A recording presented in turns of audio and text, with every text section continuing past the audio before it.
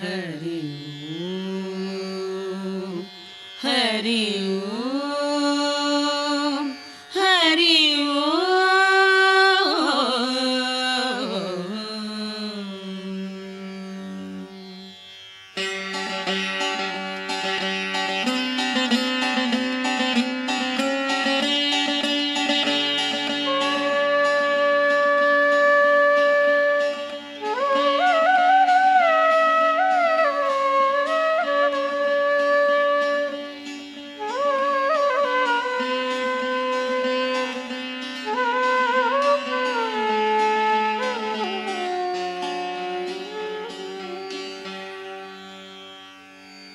नाम्नां साष्टसहस्रं च ब्रूहि गार्ग्य महामते।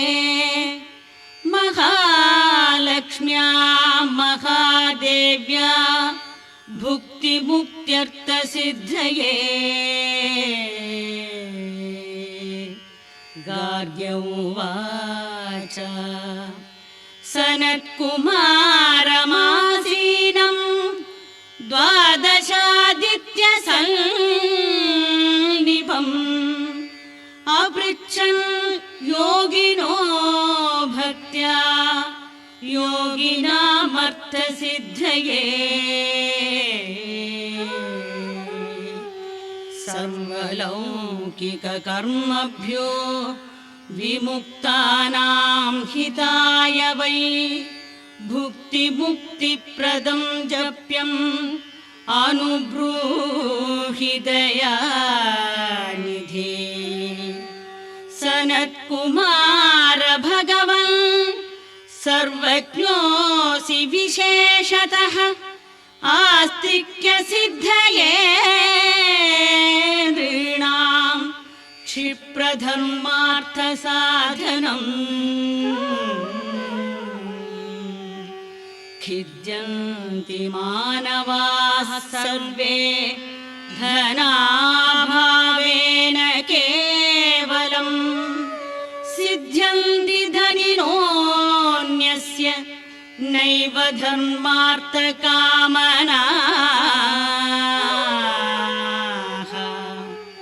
दारिद्र्यध्वंसिनी नाम केन विद्या प्रकीर्तिता। केन वा ब्रह्मविद्यापि केन मृत्युविनाशिनी। सर्वासां सारभूतैका विद्यानां केन कीर्तिता। प्रत्यक्षसिद्धिदा ब्रह्मन् तामाचक्ष्वदयानिधे। सनत्कुमार उवाच साधु पृष्ठं महाभागाः सर्वलोकहितैषिणः। महतामेष धर्मश्च नान्येषामिति मे मतिः।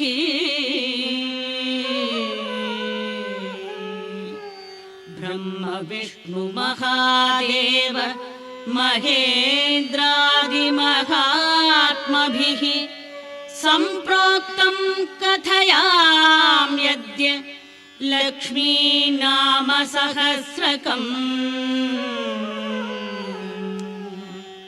यस्योच्चारणमात्रेण दारिद्र्यान्मुच्यते नरः। किं पुनस्तज्जपाज्जापि सर्वेष्टार्थान् अवाप्नुयात्। अस्य श्रीलक्ष्मी दिव्यसहस्रनामस्तोत्रमहामन्त्रस्य आनन्दकर्दमचिक्लीरेन्दिरासुधातयो महात्मानो महर्षयः अनुष्टुप् विष्णुमायाशक्तिः महालक्ष्मी परा देवता। श्री महालक्ष्मी प्रसादद्वारा सर्वेष्टार्थसिद्ध्यर्थे जपे विनियोगः।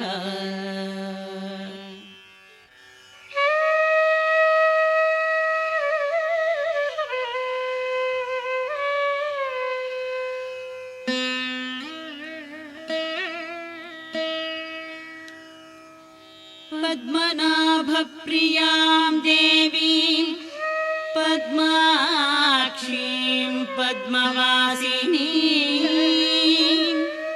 पद्मवक्त्रां पद्महस्तां वन्दे पद्मामहर्निशम्। पूर्णेन्दुवदना दिव्यरत्नाभरणभूषिता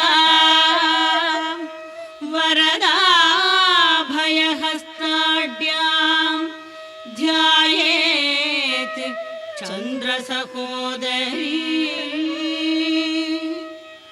इच्छारूपां भगवतः सच्चिदानन्दरूपिणी सर्वज्ञां सर्वजननीं विष्णुवक्षस्थलालयां दयालुमनिशं ध्यायेत् सुखसिद्धिस्वरूपिणी। हरि ओम्। नित्यागतानन्तनित्या नन्दिनी जनरञ्जनी नित्यप्रकाशिनी चैव स्वप्रकाशस्वरूपिणी। महालक्ष्मीर्महाकाली महाकन्या सरस्वती भोगवैभवसन्धात्री भक्तानुग्रहकारिणी। ईशावास्या महामाया महादेवी महेश्वरी त्रिलेखा परमाशक्तिः मातृका बीजरूपिणी। नित्यानन्दा नित्यबोधा नादिनी जनमोदिनी सत्यप्रत्ययनी चैव स्वप्रकाशात्मरूपिणी। त्रिपुरा भैरवी विद्या हंसा वागीश्वरी शिवा वाग्देवी च महारात्रिः कालरात्रिस्त्रिलोचना। भद्रकाली कराली च महाकाली तिलोत्तमा काली करालवक्त्रान्ता कामाक्षी कामदा शुभा। चण्डिका चण्डरूपेशा चामुण्डा चक्रधारिणी त्रैलोक्यजयिनी देवी त्रैलोक्यविजयोत्तमा। सिद्धलक्ष्मीर्क्रियालक्ष्मीः मोक्षलक्ष्मीर्प्रसादिनी उमा भगवती दुर्गा चान्द्री दाक्षायणी शिवा। प्रत्यङ्गिराधरा वेला लोकमाता हरिप्रिया पार्वती परमा देवी ब्रह्मविद्या प्रदायिनी। अरूपा बहुरूपा च विरूपा विश्वरूपिणी पञ्चभूतात्मिका वाणी पञ्चभूतात्मिका परा। काली मा पञ्चिका वाग्मी हविप्रत्यधिदेवता देवमाता सुरेशाना देवगर्भाम्बिका धृतिः। संख्या जाति क्रिया शक्तिः प्रकृतिर्मोहिनी मही यज्ञ विद्या महाविद्या गुह्य विद्या विभावरी ज्योतिष्मती महामाता सर्वमन्त्रफलप्रदा दारिद्र्यध्वंसिनी देवी हृदयग्रन्थिभेदिनी सहस्रादित्यसङ्काशा चन्द्रिका चन्द्ररूपिणी गायत्री सोमसम्भूतिः सावित्री प्रणवात्मिका शाङ्करी वैष्णवी ब्राह्मी सर्वदेव नमस्कृता सेव्य दुर्गा कुबेराक्षी करवीरनिवासिनी जया च विजया चैव जयन्ती चापराजिता कुब्जिका कालिका शास्त्री वीणा पुस्तकधारिणी सर्वज्ञशक्तिर्श्रीशक्तिः ब्रह्म विष्णु शिवात्मिका इडा पिङ्गलिका मध्या मृणाली तन्तुरूपिणी यज्ञेशानी प्रधा दीक्षा दक्षिणा सर्वमोहिनी अष्टाङ्गयोगिनी देवी निर्बीजध्यानगोचरा सर्वतीर्थस्थिता शुद्धा सर्वपर्वतवासिनी वेदशास्त्रप्रमा देवी षडङ्गादिपदक्रमा शिवा धात्री शुभानन्दा यज्ञकर्मस्वरूपिणी व्रतिनी मेनका देवी ब्रह्माणी ब्रह्मचारिणी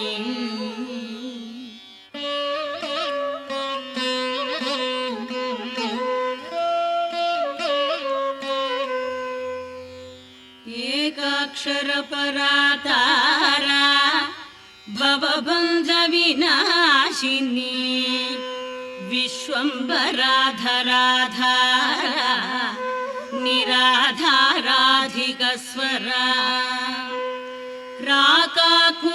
राकाकुहूरमावास्या पूर्णिमानुमतीद्युतिः सिनीवाली शिवावश्या वैश्वदेवी पिशङ्गिला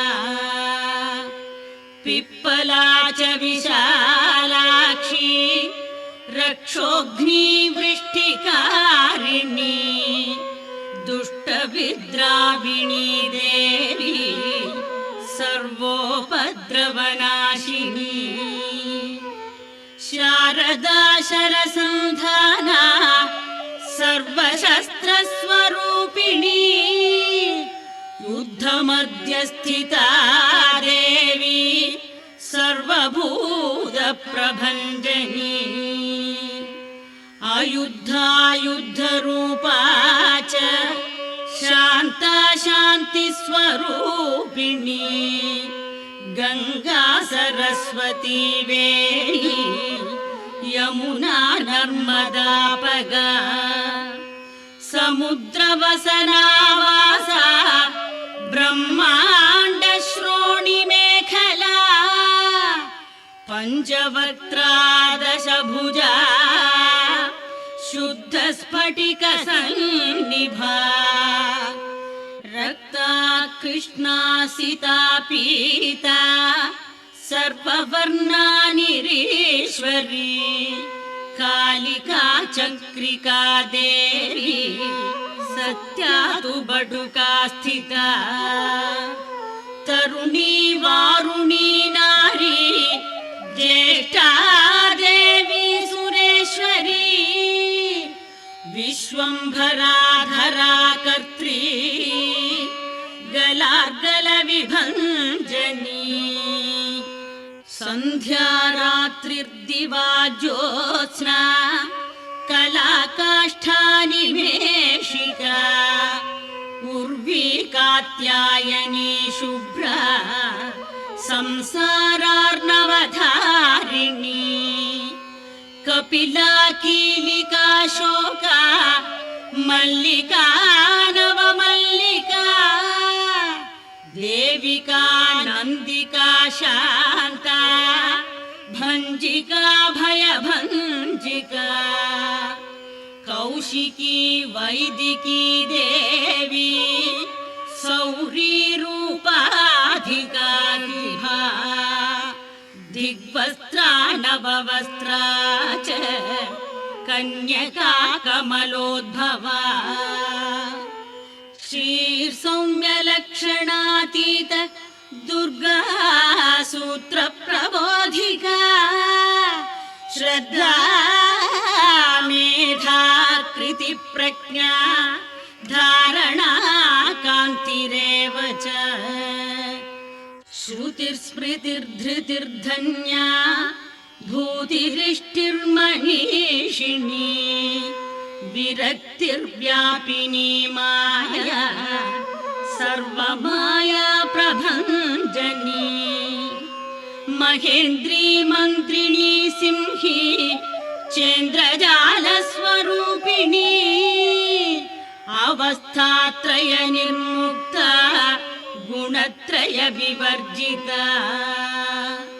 ಈಷಣತ್ರಯ ನಿರ್ಮುಕ್ತ ಸರ್ವರೋಗ ವಿವರ್ಜಿತ ಯೋಗಿ ಧ್ಯಾನಾಂತಗಮ್ಯ ಚ ಯೋಗ ಧ್ಯಾನ ಪರಾಯಣ ತ್ರಯೀ ಶಿಖಾ ವಿಶೇಷಜ್ಞ ವೇದಾಂತ ಜ್ಞಾನ ರೂಪಿಣಿ ಭಾರತೀ ಕಮಲಾ ಭಾಷಾ ಪದ್ಮಾ ಪದ್ಮವತಿ ಕೃತಿ ಗೌತಮಿ ಗೋಮತಿ ಗೌರಿ ಈಶಾನಾ ಹಂಸವಾಹಿನಿ ನಾರಾಯಣಿ ಪ್ರಭಾಧಾರ ಜಾಹ್ನವಿ ಶಂಕರಾತ್ಮಜಾ ಚಿತ್ರಖಂಡಾ ಸುನಂದಾ ಶ್ರೀ ಮಾನವೀ ಮನುಸಂಭವ ಸ್ತಂಭಿನಿ ಕ್ಷೋಭಿಣಿ ಮಾರಿ ಭ್ರಾಮಿಣಿ ಶತ್ರುಮಾರಿಣಿ ಮೋಹಿನಿ ದ್ವೇಷಿಣಿ ವೀರಾ ಅಘೋರಾ ರುದ್ರರೂಪಿಣಿ ರುದ್ರೈಕಾದಶಿನಿ ಪುಣ್ಯಾ ಕಲ್ಯಾಣಿ ಲಾಭಕಾರಿಣಿ ದೇವದುರ್ಗಾ ಮಹಾದೂತ ಸ್ವಪ್ನ ದುರ್ಗಾಷ್ಟಭೈರವಿ ಸೂರ್ಯಚಂದ್ರಾಗ್ನಿರೂಪಾ ಚ ಗ್ರಹ ನಕ್ಷತ್ರ ರೂಪಿಣಿ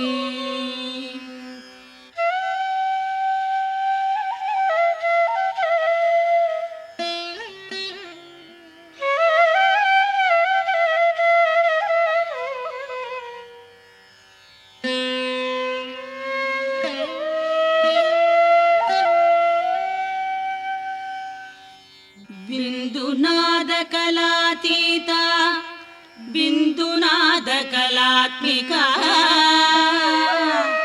ದಶವಾಯುಜಯಾಕಾರ ಕಲಾ ಷೋಡಶ ಸಂಯುತ ಕಾಶ್ಯಪಿ ಕಮಲಾದೇವಿ ನಾದಚಕ್ರ ನಿವಾಸಿನಿ ಮೃಡಾಧಾರಾ ಸ್ಥಿರಾ ಗುಹ್ಯಾ ದೇವಿಕಾ ಚಕ್ರರೂಪಿಣಿ ಅವಿದ್ಯಾ ಶಾರ್ವರಿ ಭುಂಜಾ ಜಂಭಾಸುರ ನಿಬರ್ಹಿಣಿ ಶ್ರೀಕಾಯಾ ಶ್ರೀಕಲಾ ಶುಭ್ರಾ ಕರ್ಮ ನಿರ್ಮೂಲಕಾರಿಣಿ ಆದಿಲಕ್ಷ್ಮೀ ಗುಣಾಧಾರ ಪಂಚಬ್ರಹ್ಮಾತ್ಮಿಕಾ ಪರಾ ಶ್ರುತಿರ್ಬ್ರಹ್ಮ ಮುಖಾವಾಸ ಸರ್ವಸಂಪತ್ತಿರು संजीवनी मैत्री कामिनी कामवर्जिता निर्वाण मार्गदा देवी हंसिनी काशिका क्षमा सपर्या गुणिनी भिन्ना निर्गुणा खंडिता शुभा स्वामिनी वेदिनी शक्या शांबरी चक्रधारिणी दंडिनी मुंडिनी व्याघ्री शिखिनी सोमसंहतिः चिन्तामणिश्चिदानन्दा पञ्चबाणाग्रबोधिनी बाणश्रेणिः सहस्राक्षी सहस्रभुजपादुका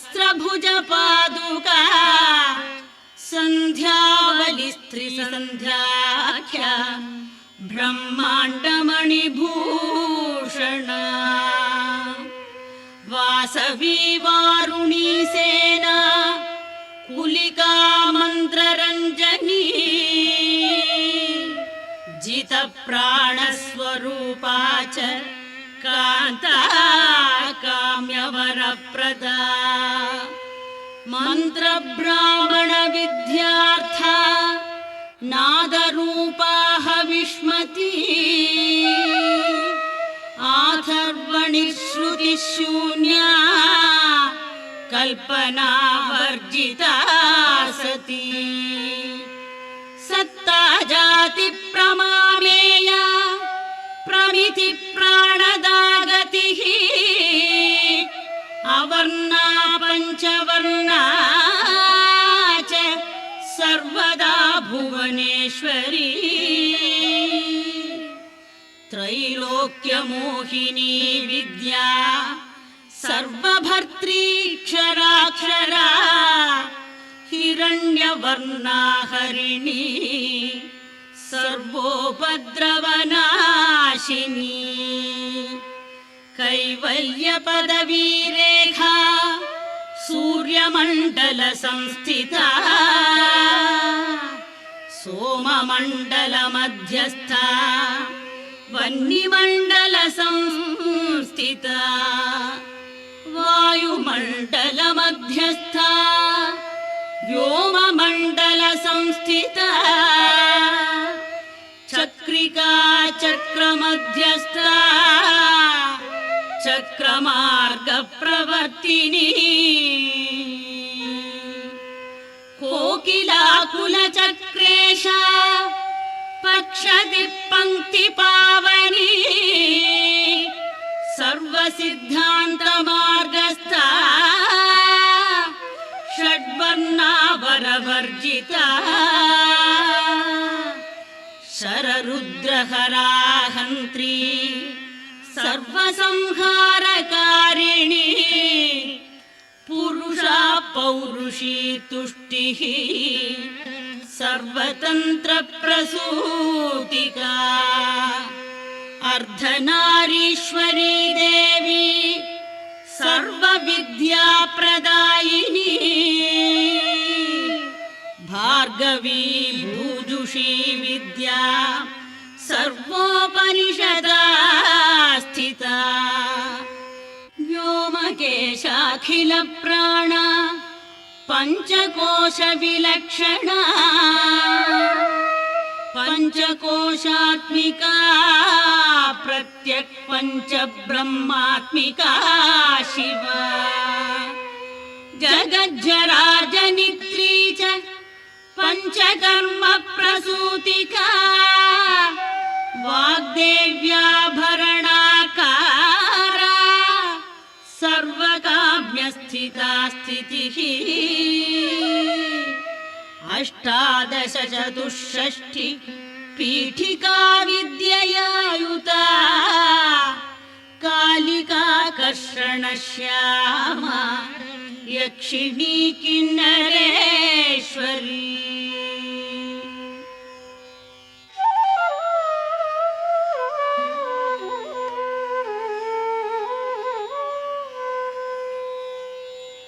केतकी मल्लिकाशोक वाराही धरणीर्ध्रुवा नारसिंही महोग्रास्य भक्तानामार्तिनाशिनी अन्तर्बला स्थिरा लक्ष्मीः जरामरणनाशिनी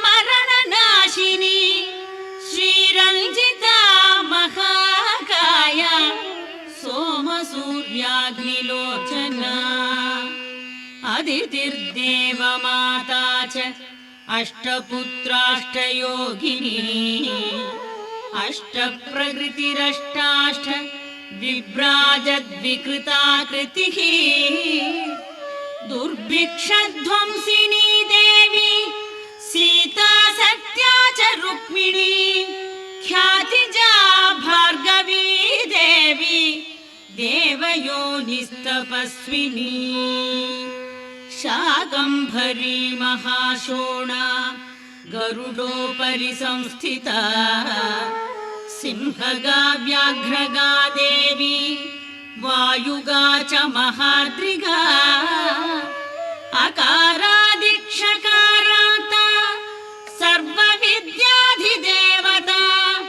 मन्त्रव्याख्यान निपुणा ज्योतिश्शास्त्रैकलोचना इडा पिङ्गलिका मध्या सुषुम्ना ग्रन्थिभेदिनी कालचक्राश्रयोपेता कालचक्रस्वरूपिणी वैशारदीमतिश्रेष्ठा वरिष्ठा सर्वदीपिका वैनायकी वरारोहा श्रोणिवेला बहिर्बलिः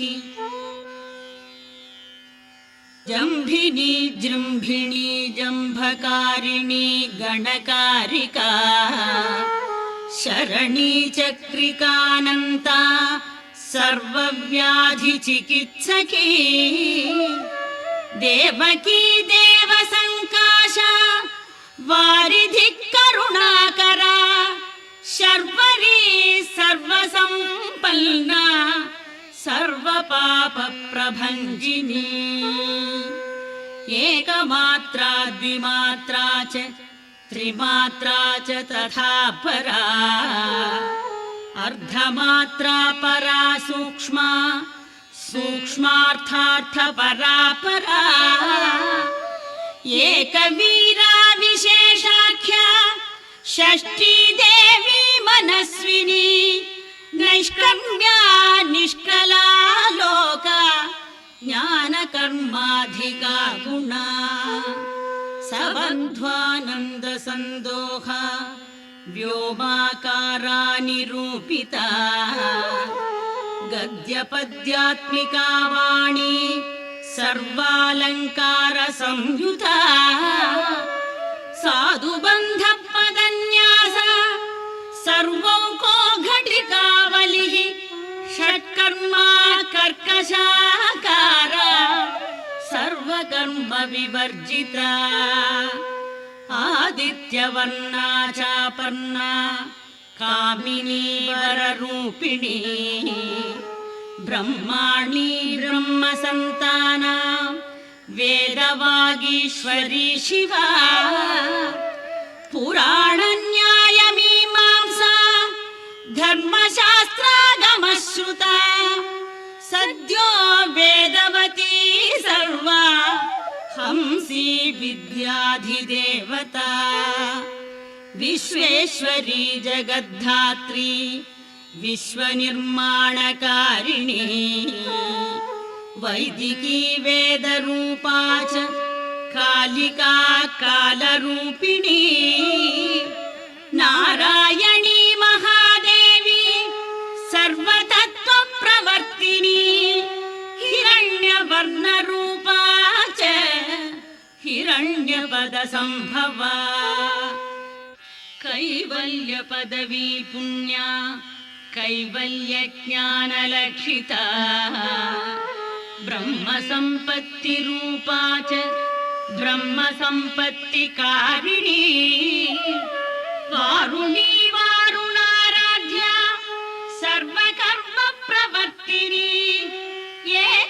परायुक्ता सर्वदारिद्र्यभञ्जिनी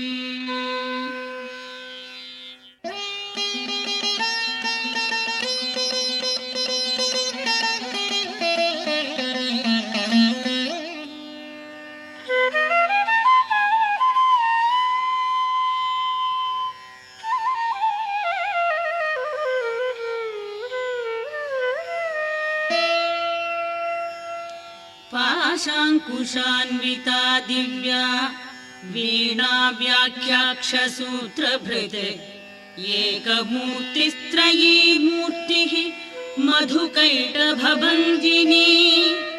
साङ्ख्या साङ्ख्यवती ज्वाला ज्वलन्ती कामरूपिणी जाग्रन्ती सर्वसम्पत्तिः सुषुप्ता श्रेष्ठदायिनी कपालिनी महादंष्ट्रा भृकुटी कुटिलानना सर्वावासा सुवासा च बृहद्यष्टिश्च शक्वरी छन्दो गणप्रतिष्ठा च कल्माशी करुणात्मिका चक्षुष्मती महाघोषा खड्गचर्मधरा शनिः शिल्पवैचित्र्यविद्योता सर्वतो भद्रवासिनी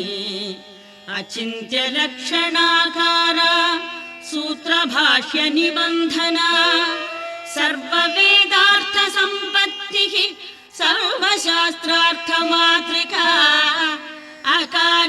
अकारादिक्षकारान्त सर्ववर्णकृतस्थला सर्वलक्ष्मी सदानन्दा सारविद्या सदाशिवा सर्वज्ञा सर्वशक्तिश्च खेचरी रूपगोच्छिता अणिमादिगुणोपेता पराकाष्ठा परागतिः हंसयुक्तविमानस्था हंसारूढा शशिप्रभा भवानी वासनाशक्तिः आकृतिस्थाखिलाखिला तन्त्रहेतुर्विचित्राङ्गी व्योमगङ्गा विनोदिनी वर्षा च वार्षिका चैव ऋग्यजुस्सामरूपिणी महानदी नदी पुण्या अगण्या पुण्यगुणक्रिया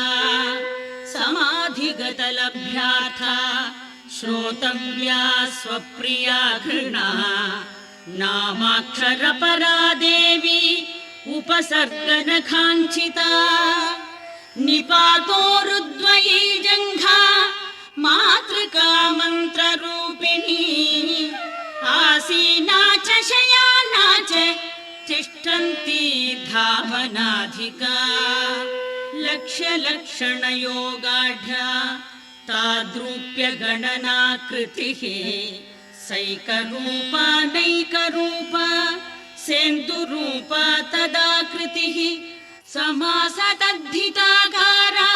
विभक्तिवचनात्मिका स्वाहाकारा स्वधाकारा श्रीपत्यर्धाङ्गनन्दिनी गम्भीरा गहना गुह्या योनिलिङ्गार्धधारिणी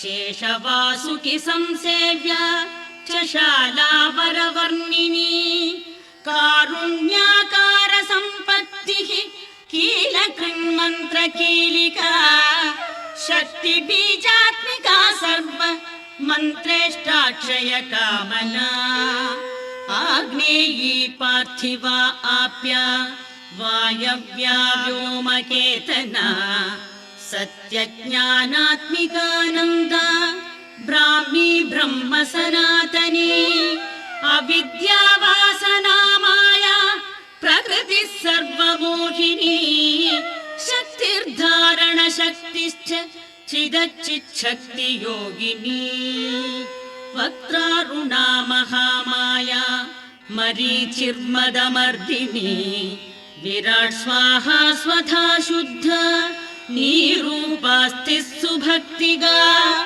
निरूपिता द्वयी विद्या नित्या नित्यस्वरूपिणी वैराजमार्ग संचारा सर्वसत्पथदर्शिनी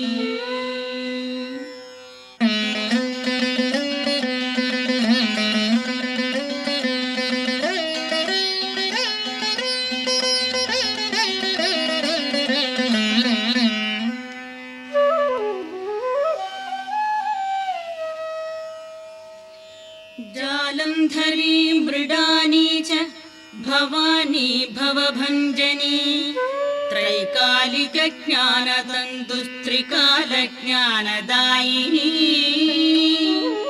नादातीता स्मृति प्रज्ञा धात्री रूपा त्रिपुष्करा पराजिता विधानज्ञा विशेषित गुणात्मिका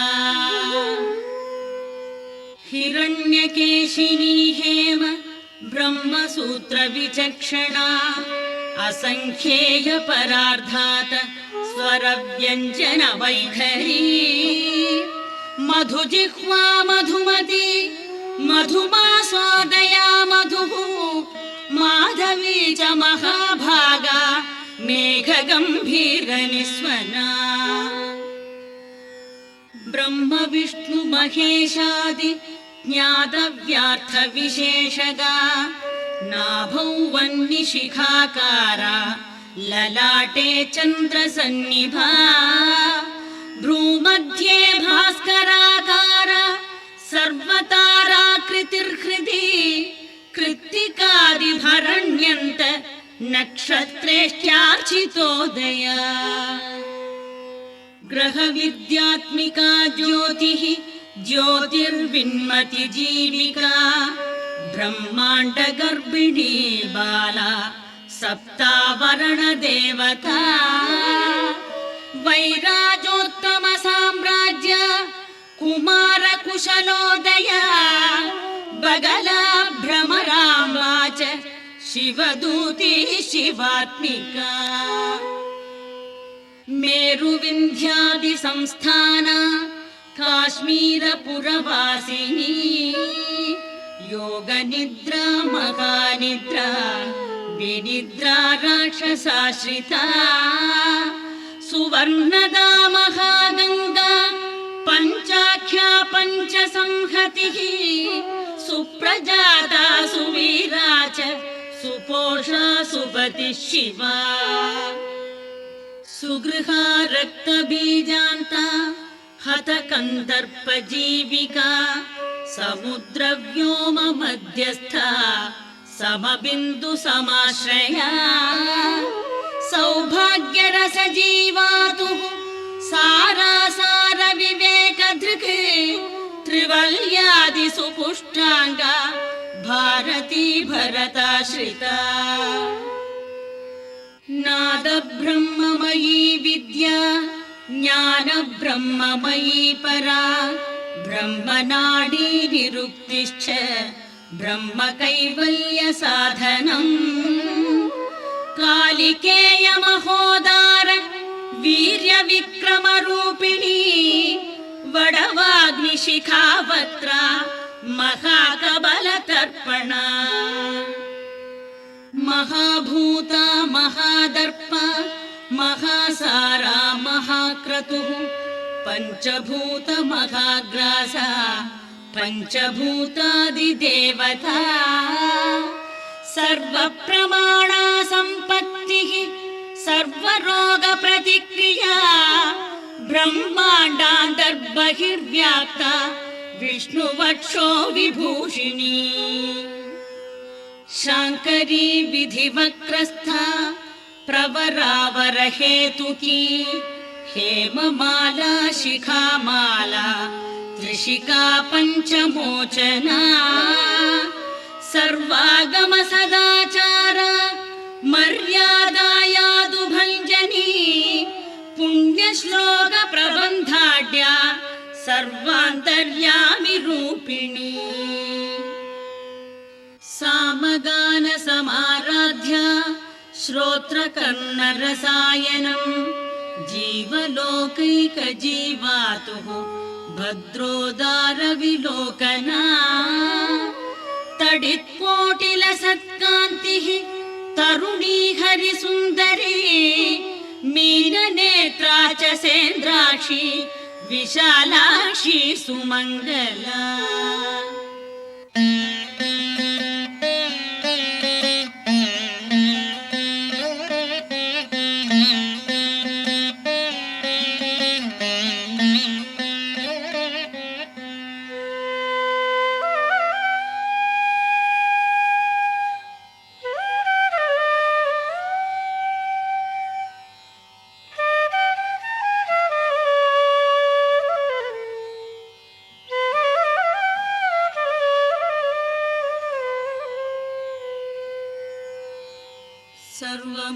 सर्वमङ्गलसम्पन्ना साक्षान्मङ्गलदेवता देहहृद्दीपिका दीप्तिः जिह्वपापप्रणाशिनी अर्धचन्द्रोल्लसद्दंष्ट्रा यज्ञवाटी विलासिनी महादुर्गा महोत्साहा महादेव बलोदया डाकिनीड्या शाकिनीड्या साकिनीड्या समस्तजुट निरङ्कुशानागिवन्द्या षडाधाराधिदेवता भुवनज्ञानिनि श्रेणी भुवनाकारवल्लरी शाश्वती शाश्वताकारा लोकानुग्रहकारिणी सारसी मानसी हंसी हंसलोकप्रदायिनी चिन्मुद्रालङ्कृतकरा कोटिसूर्यसमप्रभा सुखप्राणिशिरोरेखा नददृष्टप्रदायिनी सर्वसाङ्कर्यदोषघ्नी ग्रहोपद्रवनाशिनी क्षुद्रजन्तुभयघ्नी च विषरोगादिभञ्जनी सदा शान्ता सदा शुद्धा गृहच्छिद्रनिवारिणी कलिदोषप्रशमनी कोलाहलपुरस्थिता गौरी लाक्षणिकी मुख्या जघन्याकृतिवर्जिता माया विद्या मूलभूता वासवी विष्णुचेतना वादिनी वसुरूपा च वसुरत्नपरिच्छदा छान्दसी चन्द्रहृदया मन्त्रस्वच्छन्द भैरवी वनमाला वैजयन्ती पञ्चदिव्यायुधात्मिका पीताम्बरमयी चञ्चत् कौस्तुभा हरिकामिनी नित्या तथ्या रमा रामा रमणी मृत्युभञ्जनी ज्येष्ठा काष्ठा धनिष्ठान्ता शराङ्गी निर्गुणप्रिया मैत्रेया मित्रविन्दा च शेष्यशेषकलाशया वाराणसी वासरता आर्यावर्तजनस्तुता जगदुत्पत्ति संस्थान संहारत्रयकारणम् त्वमम्ब विष्णु सर्वस्वं नमस्तेस्तु महेश्वरि नमस्ते सर्वलोकानां जनन्यै पुण्यमूर्तये सिद्धलक्ष्मीर्महाकाली महालक्ष्मी नमोऽस्तु ते सद्यो जातादिपञ्चाग्नि रूपा पञ्चकपञ्चकम् यन्त्रलक्ष्मीर्भवत्यादिः आद्याद्येते नमो नमः सृष्ट्यादिकारणाकार विदते दोषवर्जिते जगल्लक्ष्मीर्जगन्मातः विष्णुपत्नी नमोऽस्तु ते नवकोटिमहाशक्ति समुपास्य पदाम्बुजे कनत्सौवर्णरत्नाढ्ये सर्वाभरणभूषिते अनन्तानित्यमहिषी प्रपञ्चेश्वरनायकी अत्युच्छ्रितपदान्तस्थे परमव्योमनायकी नागपृष्ठगताराध्ये विष्णुलोकविलासिनी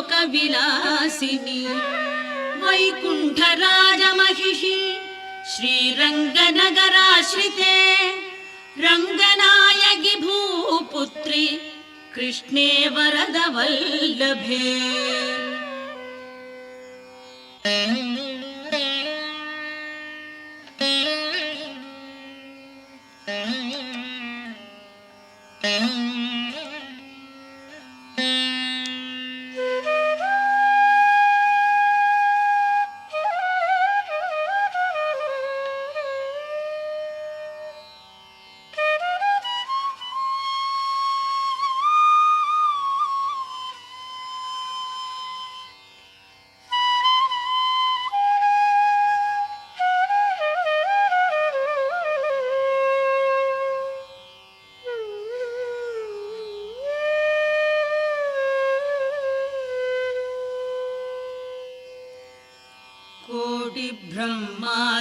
ब्रह्मादिसंसेव्ये कोटिरुद्रादिसेविते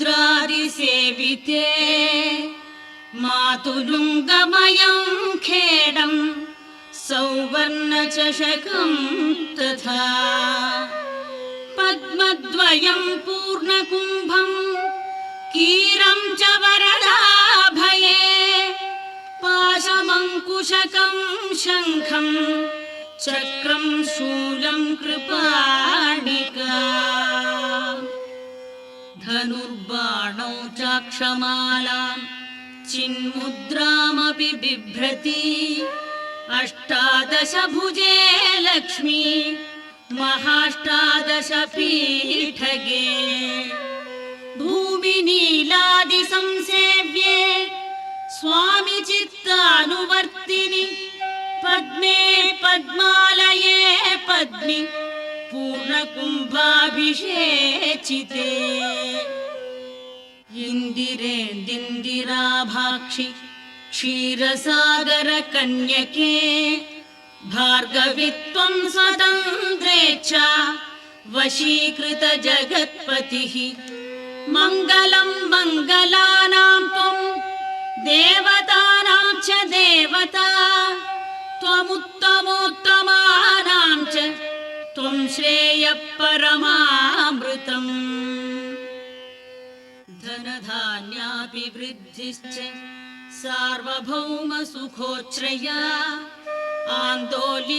आन्दोलिकादिसौभाग्यं मत्ते भाति महोदयः पुत्रपौत्राभिवृद्धिश्च विद्याभोगबलादिकम् आयुरारोग्यसम्पत्तिः अष्टैश्वर्यं त्वमेव हि पदमेव विभूतिश्च सूक्ष्मात् सूक्ष्मतरा गतिः सदयापाङ्गसन्दत्त ब्रह्मेन्द्रादिपदस्थितिः अव्याहतमहाभाग्यं त्वमेवाक्षोभ्यविक्रमः समन्वयश्च वेदानाम् अविरोधस्त्वमेव हि निःश्रेयसपदप्राप्ति साधनं फलमेव च श्रीमन्त्रराजराज्ञी च श्रीविद्याक्षेमकारिणी श्रीं बीजजपसन्तुष्टा ऐं ह्रीं श्रीं बीजपालिका प्रपत्तिमार्गसुलभा विष्णुप्रथमकिङ्करी क्लीङ्कारार्थसावित्री च सौमङ्गल्याधिदेवता श्रीषोडशाक्षरी विद्या श्रीयन्त्रपुरवासिनी सर्वमङ्गलमाङ्गल्ये शिवे सर्वार्थसाधिके शरण्ये त्र्यम्बके गौरी नारायणि नमोऽस्तु ते। पुनः पुनर्नमस्तेऽस्तु साष्टाङ्गमयुतं पुनः।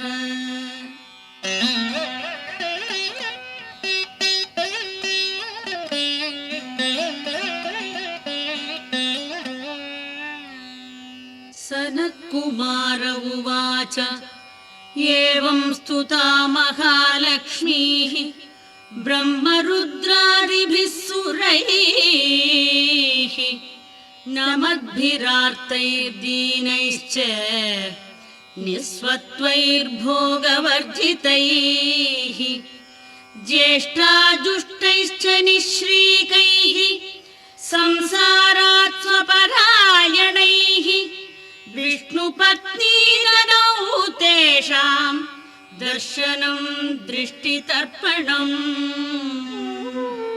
शरत्पूर्णेन्दुकोट्याभ धवलापाङ्गवीक्षणैः सर्वान् सत्त्वसमाविष्टान् चक्रे कृष्णावरं ददौ। महालक्ष्मीरुवाच नाम्नां साष्टसहस्रं मे प्रमादाद्वापि यः सकृत् कीर्तये तत्कुले सद्यं वसाम्याचन्द्रतारकम्। किं पुनर्नियमाज्जप्तुः मदेकशरणस्य च मातृवत्सानुकम्पाहं पोषकी स्याम् अहर्निशम्। मन्नाम स्मरतां लोके दुर्लभं नास्ति चिन्तितम् मत्प्रसादेन सर्वेऽपि स्वस्वेष्टार्थमवाप्स्यथ। लुप्तवैष्णवधर्मस्य मद्व्रजेषु अवकीर्णिनः भक्तिप्रपत्तिहीनस्य वन्द्यो नाम्नां तवोऽपि मे। तस्मादवश्यं तैर्दोषैः विहीनः पापवर्जितः जपेत् साष्टसहस्रं मे नाम्नां प्रत्यहमादरात्। साक्षादलक्ष्मीपुत्रोऽपि दुर्भाग्योऽप्यलसोऽपि वा अप्रयत्नोऽपि मूढोऽपि विकलपतितोऽपि च अवश्यं प्राप्नुयात् भाग्यं मत्प्रसादेन केवलं। स्पृहेयमचिराद्देव वरदानाय जापिनः ददामि सर्वमिष्टार्थं लक्ष्मीति स्मरतां ध्रुवम्।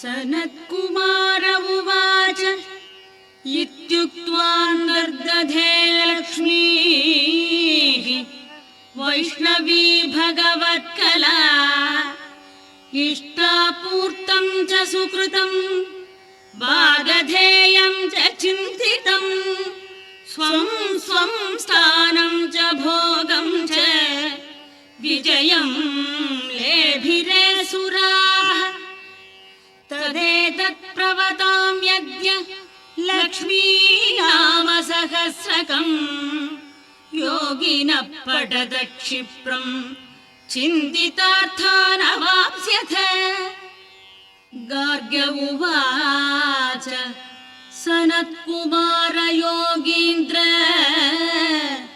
इत्युक्त्वा स दयानिधिः अनुगृह्य ययौ क्षिप्रं तांश्च 12 योगिनः तस्मादेतद्रहस्यं च गोप्यं जप्यं प्रयत्नतः अष्टम्यां च चतुर्दश्यां नवम्यां भृगुवासरे पौर्णमास्यामायां च पर्वकाले विशेषतः जपेत्वा नित्यकार्येषु सर्वान् कामानवाप्नुयात्।